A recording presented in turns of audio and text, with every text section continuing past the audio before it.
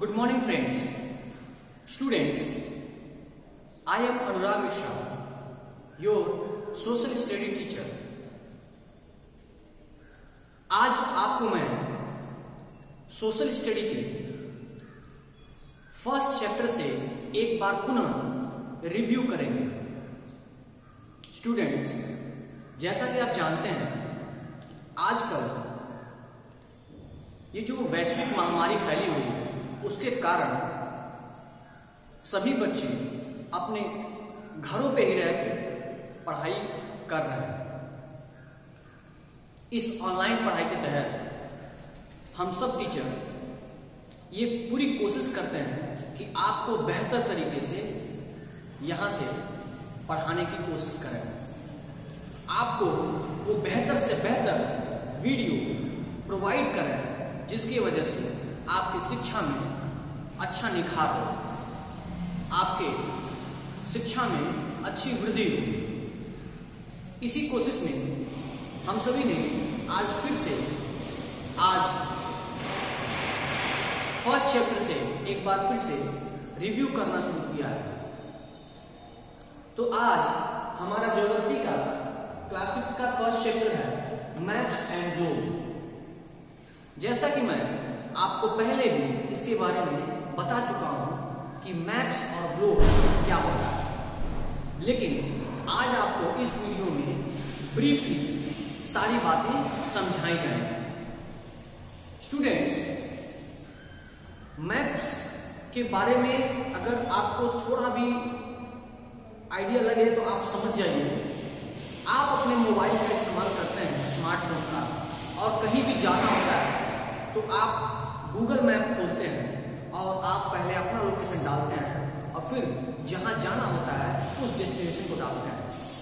ऐसे में Google map आपको बता देता है कि वह दूरी कितनी है, कितना समय लगेगा और रास्ता कौन सा है। आज के कुछ वर्ष पहले, कुछ दशक पहले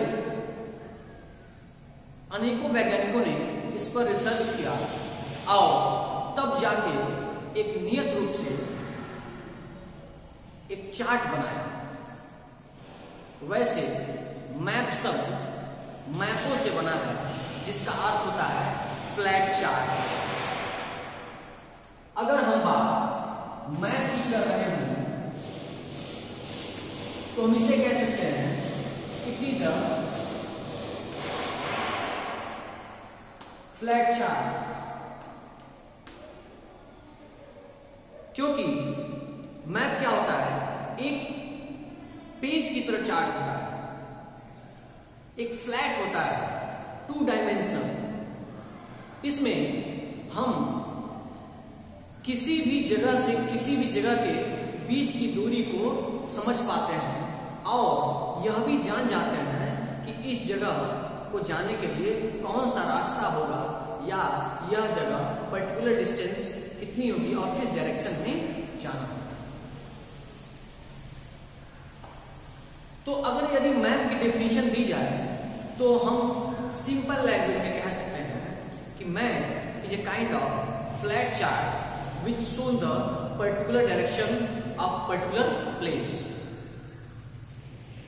आप किसी स्थान के बारे में जानकारी लेने के लिए कि वह कितनी दूरी पे कहां स्थित है, उसके लिए जिस विधि का, जिस टेक्नोलॉजी का इस्तेमाल किया गया,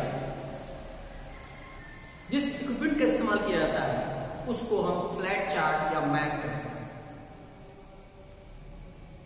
ऐसे दूसरा साधन, जब जियोलॉजिस्ट ने यह शोध करना शुरू किया कि हम जिस ग्रह पर रहते हैं उस ग्रह को अनोखा ग्रह कहते हैं। वह ग्रह पृथ्वी है।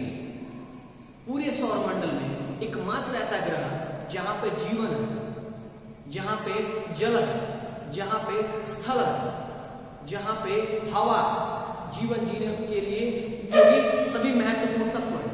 ऐसे में पृथ्वी की स्टडी करने के लिए कि वो किस आकार प्रकार का है, वो कैसा है, पृथ्वी पर ही अलग अलग टाइम पे, अलग अलग समय में अलग अलग ऋतुएं होती हैं। ऐसा क्यों होता है? इन सभी को स्टडी करने के लिए जियोलॉजिस्ट ने भी एक पृथ्वी का मॉडल बनाया। इसी मॉडल को हम ग्लोब कहते हैं।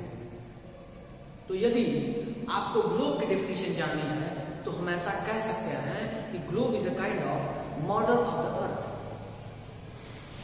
पृथ्वी का एक मॉडल है, क्योंकि पूरी पृथ्वी इतनी बड़ी है हम उसको बना नहीं सकते हैं, तो एक छोटा सा मॉडल हमने उसको बना दिया पृथ्वी के जैसा ही, उसे हम ग्लोब कहते हैं। इसी ग्लोब के माध्यम से हम पृथ्वी के बारे में अच्छे से स्टडी करते हैं।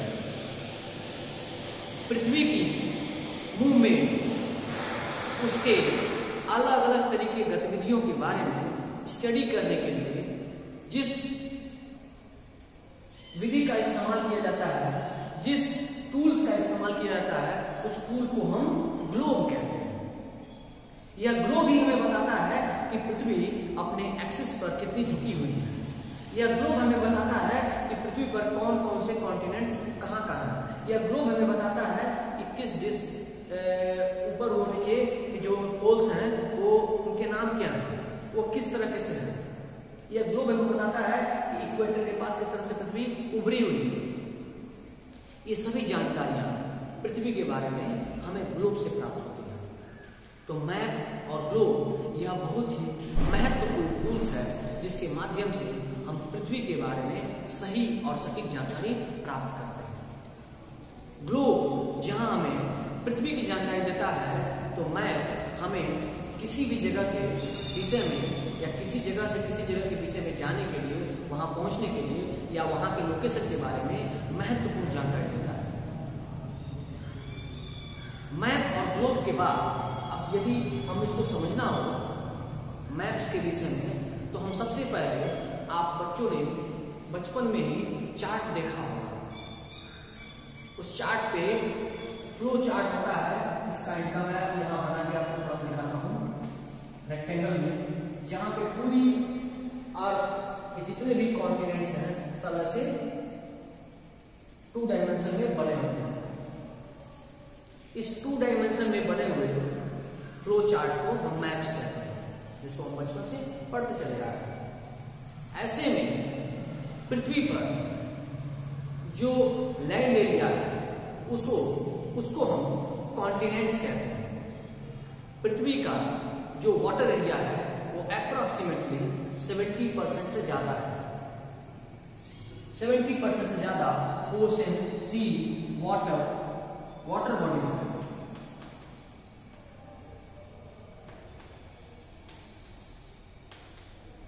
और अप्रोक्सीमेटली 29%, 30% के आसपास लैंड एरिया है, जिसको हम कॉन्टिनेंट्स में डिवाइड किए हुए हैं। ऐसे में हम कॉन्टिनेंट्स के नाम हमको पता होना चाहिए। इस सीरीज में आपको बताता हूं, एशिया महाद्वीप यानी एशिया कॉन्टिनेंट्स पूरी दुनिया का सबसे बड़ा कॉन्टिनेंट्स है। कॉन्टिनेंट्स यानी भूमि का वह भाग पृथ्वी पे जो स्थित है, बहुत बड़ा भूमि का वह बहुत विस्तृत भाग, a vast area land masses. हम यहां कह सकते हैं पृथ्वी पर स्थित भूमि का वह विस्तृत भाग, बहुत बड़ा एरिया, जिसको हम कॉन्टिनेंट्स कहते हैं। इस कॉन्टिनेंट्स को अलग अलग डिवीजन में भी बांटा गया है। वो डिवीजन 7 तरह के हैं, यानी पृथ्वी पर 7 महाद्वीप हैं या 7 कॉन्टिनेंट्स हैं, 7 कॉन्टिनेंट्स।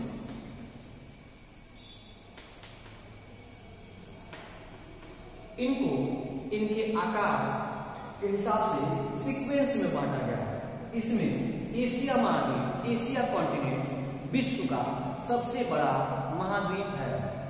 उसके बाद अफ्रीका महाद्वीप दुनिया का दूसरा सबसे बड़ा महाद्वीप है। उसके बाद north America,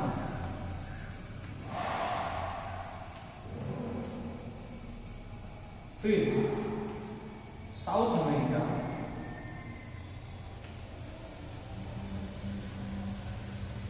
Asia, Africa, north America, south America, फिर अंटार्कटिका,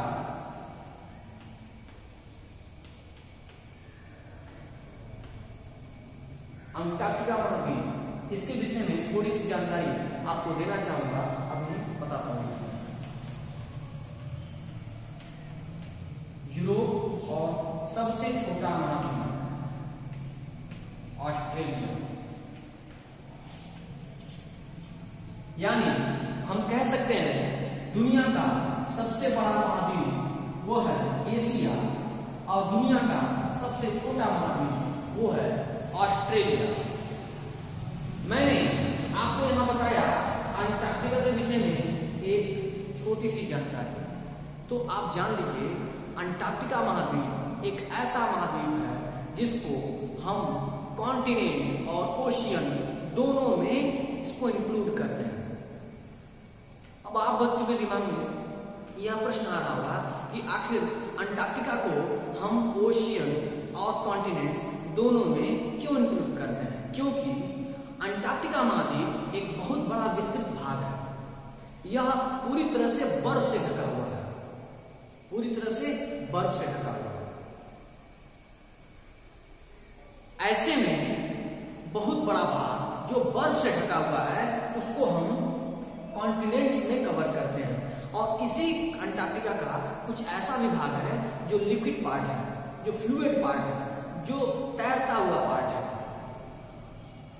तो जो लिक्विड पार्ट है, जल वाला उसमें भाग है, उसको हम ओशियन में इंक्लूड करते हैं। तो ऐसे में अगर आपके सामने कोई प्रश्न आए कि कौन सा ऐसा महाद्वीप है जिसको महाद्वीप या महासागर दोनों में दिया जाता है, तो हम कह सकते हैं अंटार्कटिका। यह पूरी तरह से जमा हुआ है, फ्रोजन है। यहां आपको अंटार्कटिका कॉन्टिनेंट्स, ग्लोब और मैप के बारे में महत्वपूर्ण जानकारियां मैंने आपको दी। उम्मीद करता हूं यह जानकारी आपके लिए काफी लाभदायक, और हम अपने अगले वीडियो में और महत्वपूर्ण जानकारियों के साथ आपके सामने प्रस्तुत होंगे, और उम्मीद और विश्वास है कि आपको इससे जरूर लाभ होगा। तब तक के लिए अपना पूरा ख्याल रखिए, घर पे पढ़ाई करिए और डेली एक्सरसाइज को सॉल्व करिए। Thank you so much.